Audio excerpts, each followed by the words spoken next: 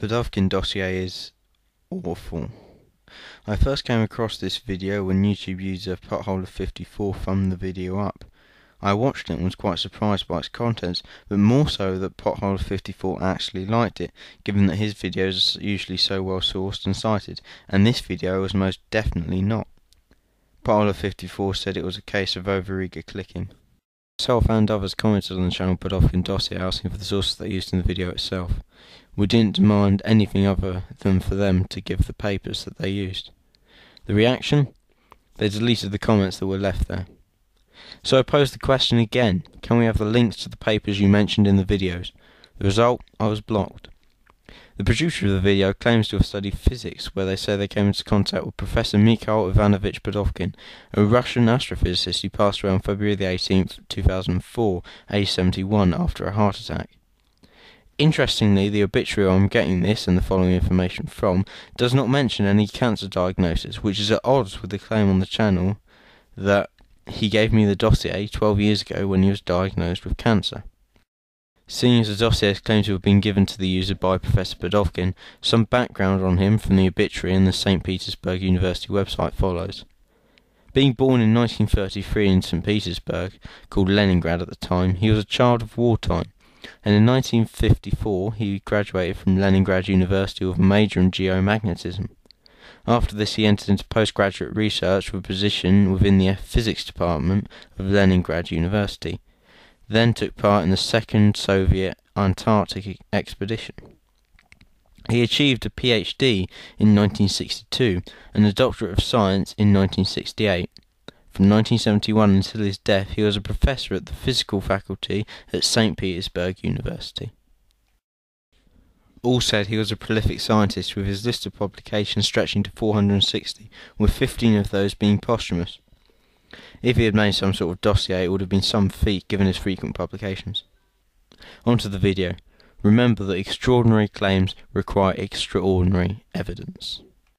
First off, having watched the video, then visited the channel page, I noticed an inconsistency. Nothing exactly blowing it out of the water, but is bothersome nevertheless. In the video they were talking about how they thought this and that until the 1970s, but in the channel description they talk about the 1980s, don't even mention the 1970s. Many of my complaints regarding the video are directed at the complete lack of sources and clear screen caps of the title of the papers so that the viewer can easily find the papers. For example, of the 7 screenshots of papers, not including the one by Swedish scientist Svante Arrhenius, which doesn't support their assertions, that they seem to use, none are linked to in the description box, nor are their titles even given.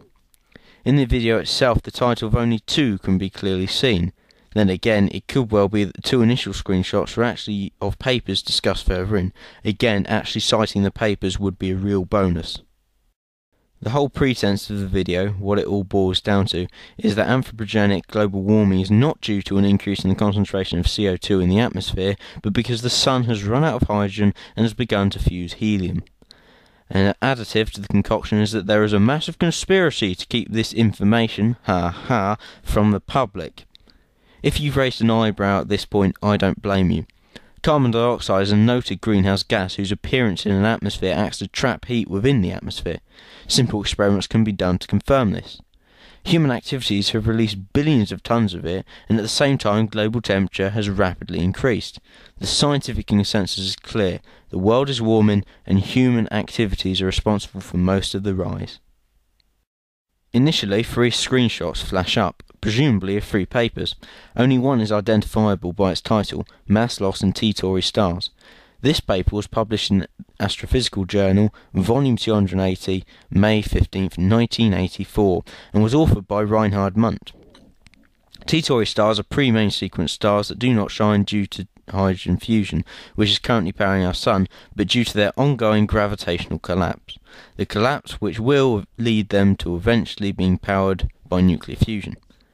The link between the Tauri class of stars and our Sun is that 4.55 billion years or so ago our Sun may have been one. However, the Sun is very much a main sequence yellow dwarf right now, not a Tauri star. This paper is used later in the video, so I may as well critique its use now. As I rewatched the section between 1 minute 54 and 2 minutes 17 after procuring the paper, I found myself on the verge of shouting no! His analysis and use of the paper is awful, and you can tell it's awful right from the start by looking at the paper title. He claims that the paper found that stars blue shifted their sodium deabsorption lines after they burnt up their usable hydrogen fuel. The issue is that Tauri stars are at the opposite end of their life. They have not started to fuse hydrogen in their core. I find such a complete and utter lack of any proofing or research from someone who claims to have studied physics absolutely appalling. I mean, this lack of scholarship is ridiculous, breathtaking. It would be unbelievable if I'd not seen it with my own eyes. Just entering Tauri stars into Google brings you a Wikipedia page. To quote and emphasise, Tauri stars are pre-main sequence stars, the youngest visible F, G, K, M spectral type stars, and their central temperatures are too low for hydrogen fusion. A brief overview of Tauri stars is given by the Centre of Astrophysics at the University of Porto, which states, emphasis mine, Tauri stars are among the youngest objects directly observed, and the young age of Tauri stars is not in question. Claude Bertout, in a 1989 paper entitled Tauri stars, wild as dust, opens with, Tauri stars are newly formed low-mass stars. The outcome is clear. Pudovkin Dossier has been found woefully inadequate in their research of this particular point, and completely incorrect in their use of Mundt's 1984 paper, and entirely incorrect in implicitly stating that Tauri stars are stars that have ceased to fuse hydrogen. Given this, I am in the fortunate position of not having to read, digest and understand the 1984 Mundt paper, which is 26 pages of observational astrophysics, but I will briefly note that the blue shift was not found in all 25 stars, but 11 of them. This is down to mass loss, i.e. the mass being lost is accelerating outwards away from the star, causing a blue shift. Perhaps the idea is that people will be unwilling to research the claims, or to find out what Tauri stars are. This may well have been the fault of the user who does know what Tauri stars are but expects you, the viewer, not to, and not to find out, in which case they are not only guilty of awful scholarship, as the broadcast of inaccuracies still stands, but actively lying in an attempt to support their cause. Another claim briefly floated, although not substantiated, is actually something often used by man-made global warming deniers, the idea that all the planets of the solar system are getting warmer because the sun is getting hotter. The website Skeptical Science has an article on this claim, from which I will be gathering much of my data. A link to the article can be found in the description.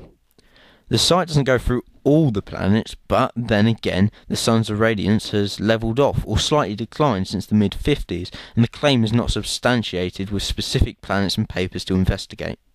A study by Leslie et al., published in 2001 in the journal Icarus, entitled Uranus After Solstice, results from the 1998 November 6 Occultation, found that Uranus has cooled.